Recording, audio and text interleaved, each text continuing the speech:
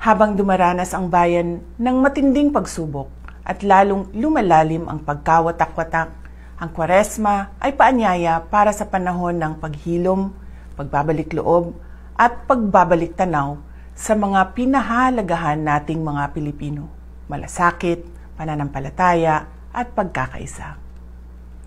Tularan sana natin ang pagmamahal ni Jesus sa atin.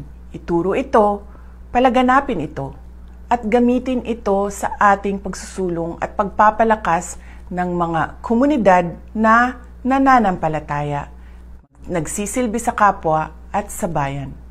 Manalig tayo, magkaisa tayo, malalampasan natin ang dilim. God save the Philippines.